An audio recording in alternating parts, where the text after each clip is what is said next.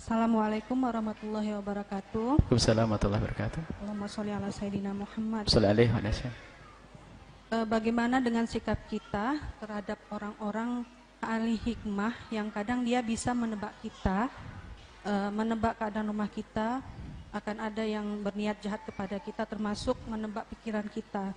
Dan lucunya ahli hikmah itu Buya banyak yang mengaku ustadz. Yang ingin saya tanyakan, apa bedanya ahli hikmah itu dengan dukun atau paranormal? Itu aja Buya. Assalamualaikum warahmatullahi wabarakatuh. Apa perbedaan paranormal, dukun, ustadz ahli hikmah, kiai, ndablek? Nah ini kiai ilmu pedukunan. Ini kiai biasanya kiai males mondok. Waktu mondok itu hanya dapat ijazah, pengen bisa terbang, kerjaannya makan besi sama makan api ini, makan beling ini.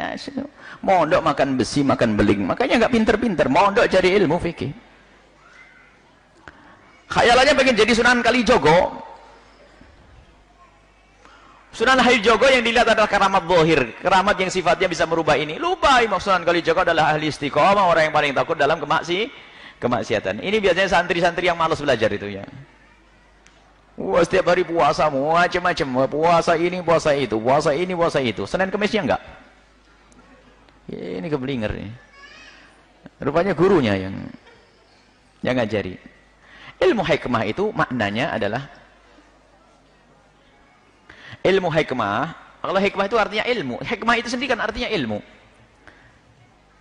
Cuman kita tidak ingin kalimatu haqqin urida bihal batil. Judulnya ilmu hikmah tapi di dalamnya ilmu pedukunan. Ini kan jadi salah. Salma ilmu ramal. Orang ilmu hikmah itu biasanya ada di dalam. Kita menemukan orang-orang soleh, dia punya ilmu hikmah. Ilmu hikmah itu adalah ilmu yang sudah menempel di dalam diri orang tersebut. Misalnya apa? Dia ngasih doa, ngasih ini, mudah terkabul. Dia diajari yang anak-anak sudah nggak usah bilang. Nah, ini sekarang ruqyah yang katanya ruqyah syariah. Ruqyah itu kan syariah aslinya.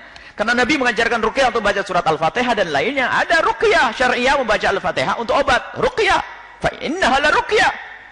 Tentang kisah seorang sahabat Nabi yang membacakan seorang ketua kabilah yang sakit dibacakan Fatihah. Kemudian ditanyakan kepada Nabi bagaimana tentang yang ini. Lalu dia berikan hadiah. Inna la ruqyah. Itu ruqyah boleh. Kau ambil imbalannya.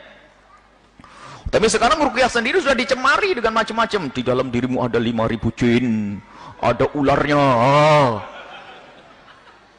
Ada orang ngadep ke Buya, Buya orangnya banyak ularnya semuanya. Berani ngomong kita ada ular. Nah. Buya saya lihat orang di mulutnya ada ular semuanya.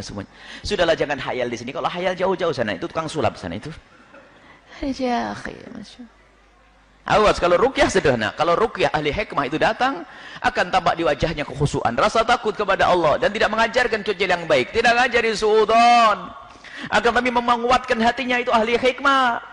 Kalau sudah pakai cerita macam-macam, ngelantur, ngalor itu, apa lihat kamu begini, di rumahmu ada jin. Oh bilang aja dari dulu saya dengar kata Kiai, kalau kita mendoa Allahumma inni a'udzubika minal khubuthi wal khaba'ith itu kan ada jin di kamar mandi Kiai. Kok baru sekarang kasih tahu? Gitu dong. Berarti lebih pintar saya dong dari. Oh ada rumahmu ada jin, ada ini. Dari dulu ada jin keliaran rumah saya. Tapi jin nggak ganggu. Sekarang jin yang kayak manusia kayak ente ini yang ganggu saya. Jadi ketakutan kan akhirnya.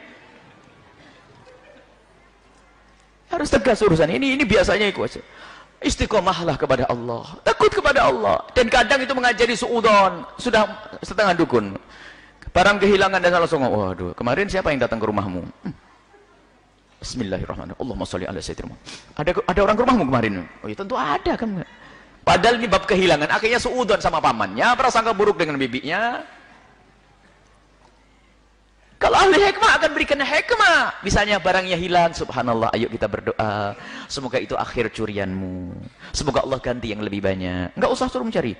Oh, hati-hati ya, pokoknya orangnya pakai ciri-ciri ya. Rambutnya hitam. Cari sak kampung, rambutnya hitam. Dia punya sepeda motor merah. Merah. Dan kadang-kadang memang mereka cerdas. Cerdas mereka, kadang cerdas. Jujur cerdasnya ini kalau nipu hebat. Ada polisi datang ke seorang dukun paranormal yang ke ustadz ini. Ada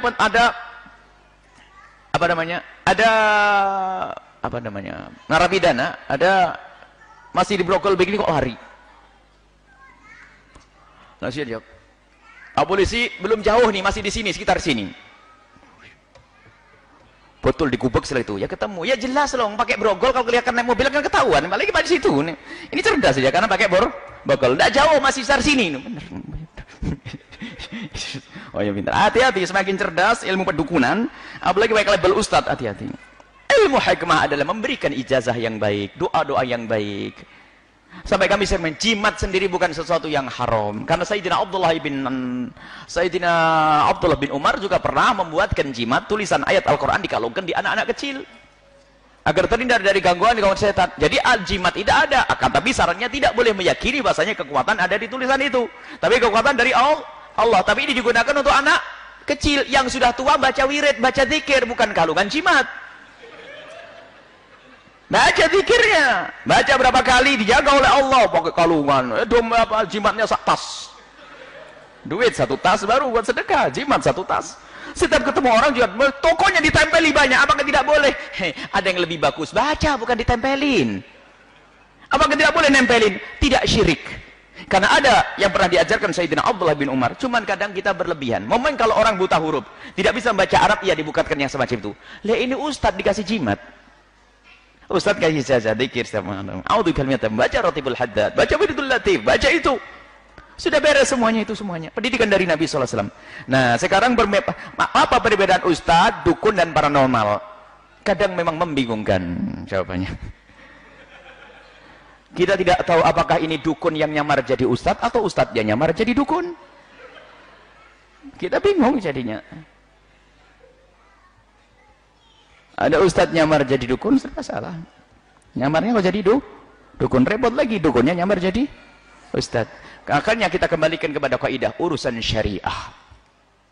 Kalau dia orangnya istiqomah, takut kepada Allah, omongnya tidak ngelantur, tidak ngajari suudon, nggak usah sok tahu tentang yang gaib. Itu adalah yang gaib Allah yang tahu. Dan siapapun yang beritahu. Cuma dikit-dikit merasa sok tahu. Bahkan sampai meningkat ini kejahatannya para dukun ini. Setiap hari ketemu Nabi Muhammad SAW. Waduh, hebat ini. Bermacam-macam. Makanya sudahlah jangan urusan yang demikian ini. Urusan dengan amalkan dengan amal dohir ini. Lakukan syariat yang benar. Ya. Kalau memang agar tidak diganggu sama pencuri, ya ada. Agar tidak diganggu oleh pencuri, agar rumahmu aman, dibuat kunci. Kemudian tahajud. Kalau sering tahajudan yang pencuri nggak mau datang. Masjidnya sampai jamnya dicuri. Oh gimana tidak dicuri? Oh nggak ada yang jamaah di situ. Masjidnya sekarang ada pencuri. Kada semua. Buya, masya Allah sekarang pencuri sudah luar biasa. Kenapa? Jam di masjid dicuri. Saya ketawa. Ini yang salah bukan pencurinya ini. Kok sampai masjid bisa dicuri? Ini kan berlebihan ini. Jamaahnya pada di mana? Baik, ayo kita semuanya benah diri. Jadi memang ada ahli hikmah itu orang yang diberi oleh Allah subhanallah hikmah di dalam lidahnya. Kalimatnya kalimat hikmah. Kadang-kadang nasihat itu didengar dari orang lain tidak akan berpengaruh. Cuman kalau kalimat diucapkan oleh beliau, Allah. Dan kadang bukan seorang alim, akan tapi ciri yang tidak bisa dibantah adalah dia jauh dari kemaksiatan. Kalaupun bermaksiat mudah bertobat. Mustahil wali bermaksiat, harat, bohong itu pasti dusta. Kalau ada wali ngomongnya aneh bikin umat itu geger, enggak. Wali enggak akan begitu. Biar wali buat tentrem. Wali tidak bikin masalah. Kalau ada wali yang punya ungkapan bikin orang berperang itu bukan wali. Wali itu kalimatnya akan menjadikan orang tentrem, bersatu, saling mencintai, itu wali. Padahal ngomongnya cuma ngomong begitu saja, tapi ternyata didengar oleh umat. Sehingga di dalam guru mencari guru, dalam guru tarbiyah, termasuk dalam membenah diri, termasuk pengobatan dan sebagainya, ketahuilah yang diperlukan adalah orang itu harus berpegang dengan syariat. Mungkin tidak harus derajat alim seperti fulan, akan lebih ternyata dia orang yang paling takut kepada Allah, takut keharaman, takut maksiat, maka itu adalah ciri dia adalah ustadz, bukan dukun. Memang istilah orang pinter itu waktu pertama kali, istilah orang pinter kita pertama kali pulang dari Yaman itu di sini Buya, gimana kalau kita lagi punya masalah datang ke orang pinter? Saya pikir orang pinter kan ustadz ya. Oh bila datang orang pinter ya boleh. Rupanya istilah di sini orang pinter itu beda. Dukun, paranormal. Baik, itu saja. Kami tidak akan memberikan. Intinya semuanya harus berhati-hati. Gurumu adalah yang mendekatkan dirimu kepada Allah. Mungkin dia adalah seorang guru di kampung tidak masyhur. Hati-hati berguru dengan orang masyhur.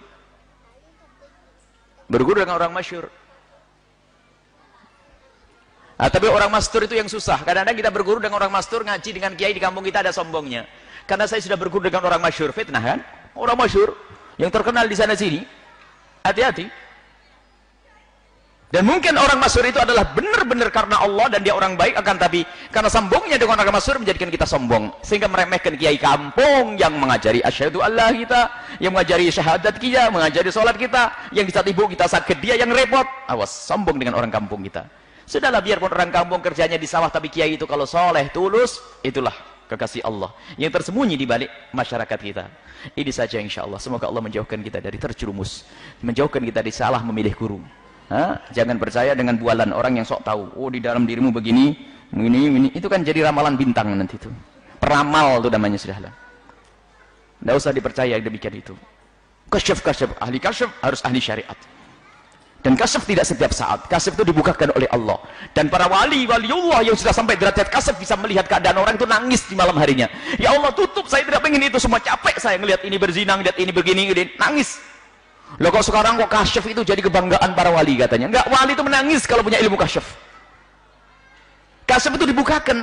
Sementara kita diajarkan, ya Allah tutup aib orang lain dari mata saya. Saya tidak pengen lihat kekurangan seorang pun, biar saya bisa khusnudan. Lah kok dibuka oleh Allah, nangis para kekasih Allah itu. Lah ini ada orang sok ngaku tahu, kamu ini, enak benar.